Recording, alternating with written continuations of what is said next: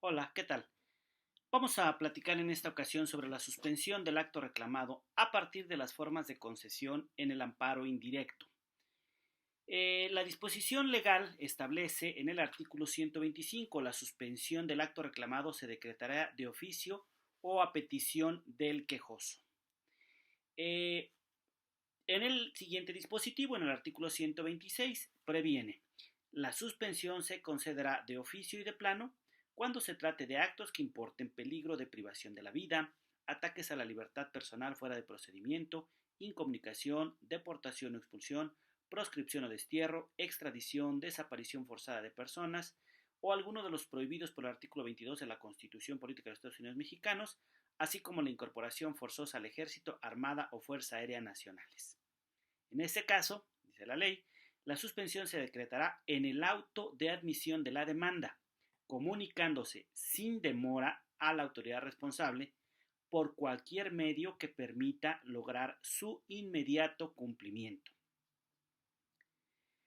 Y agrega finalmente: la suspensión también se concederá de oficio y de plano cuando se trate de actos que tengan o puedan tener por efecto privar total o parcialmente, en forma temporal o definitiva, de la propiedad, posesión o disfrute de sus derechos agrarios a los núcleos de población ejidal o comunal.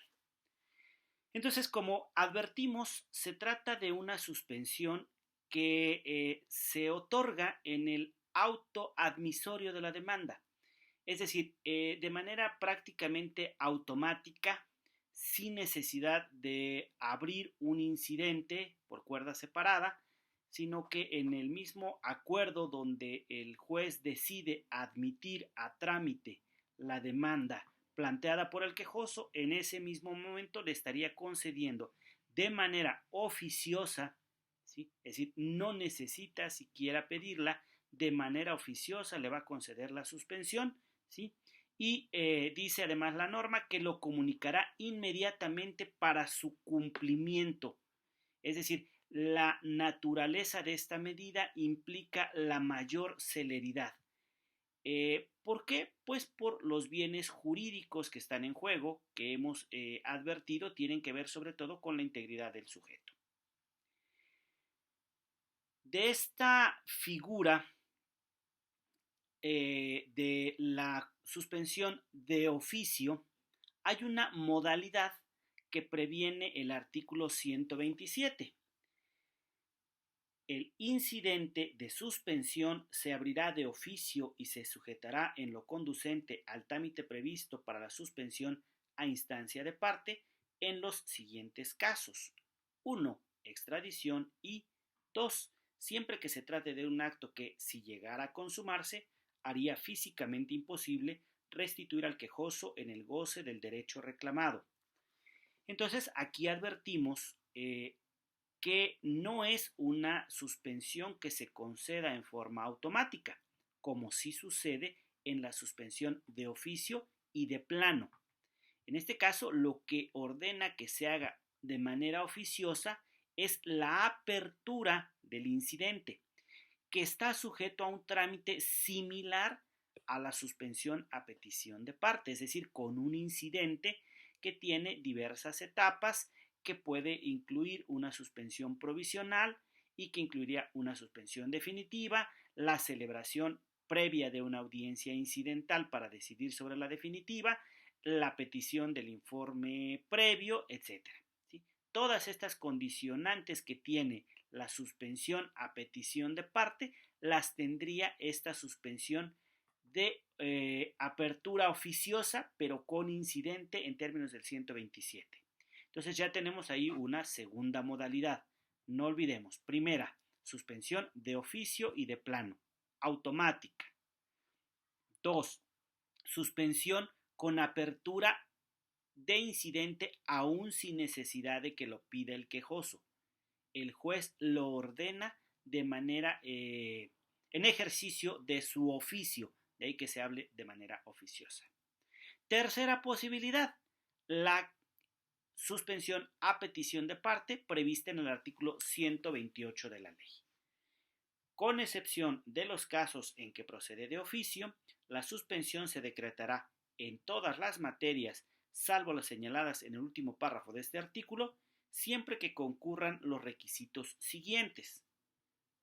Primero, que la solicite el quejoso y, segundo, que no se siga perjuicio al interés social ni se contravengan disposiciones de orden público. La suspensión se tramitará en incidente, por separado y por duplicado. Entonces, esta tercera posibilidad me dice, ok, si no es de manera oficiosa la apertura del incidente, si no es suspensión otorgada de manera oficiosa y de plano, entonces habrá que solicitarla. Requisitos: 1, que lo solicite; 2, que no se siga perjuicio al interés social ni se contravengan disposiciones de orden público. Aquí hago un paréntesis, no confundamos presupuestos de análisis, apariencia de buen derecho y peligro en la demora con requisitos de procedibilidad, solicitud del quejoso y no perjuicio al interés social o contravención a disposiciones de orden público.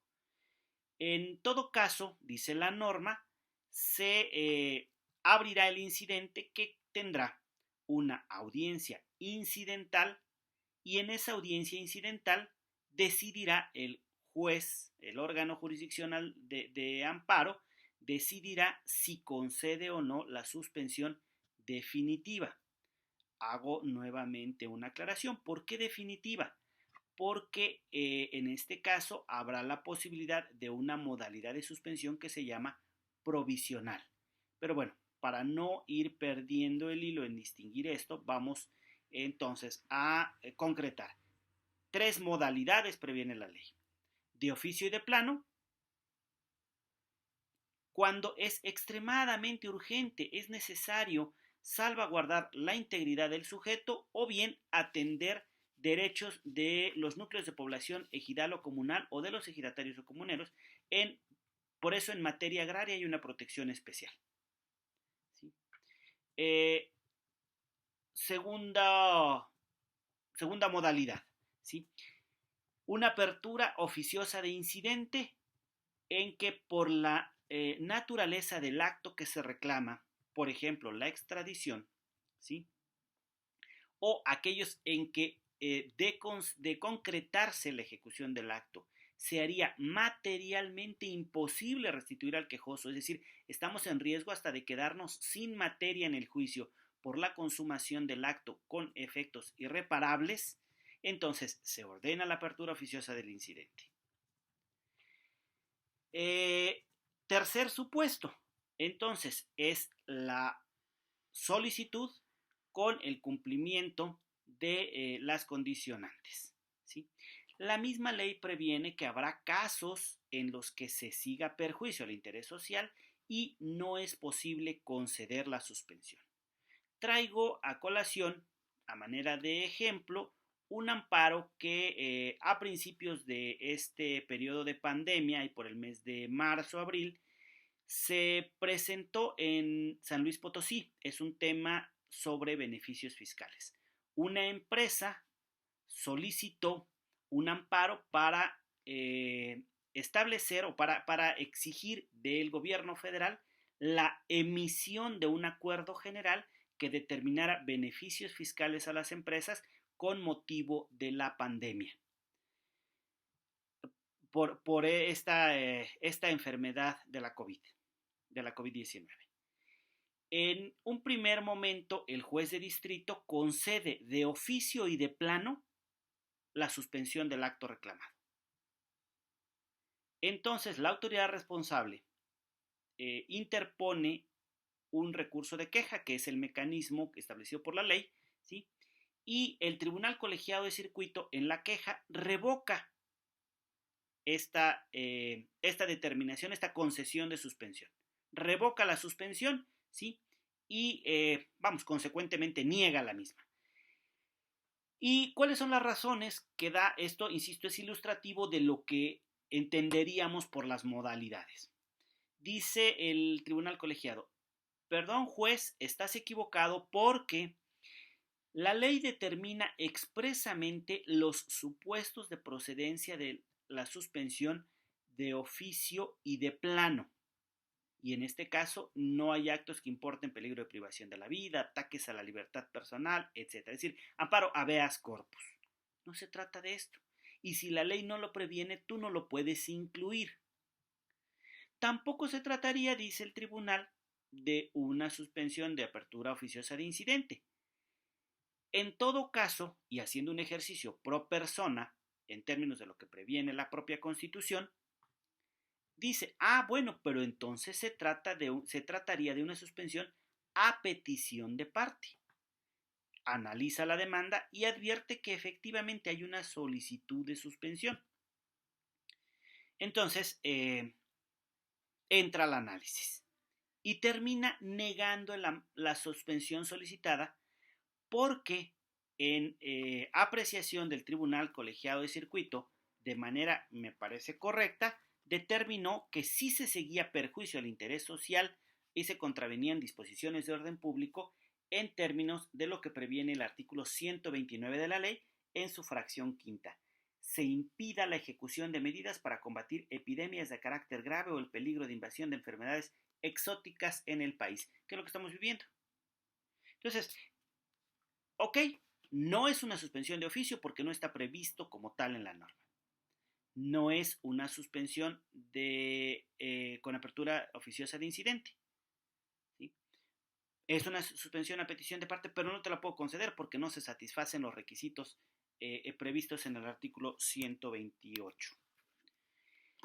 ¿Qué pasó ahí? Pues el juez, no sé, se emocionó, sintió que podía hacer algo así innovador. El colegiado le enmendó la plana. Bueno, espero que estas ideas hayan servido para comprender las modalidades en que puede presentarse la suspensión del acto reclamado. Hasta la próxima.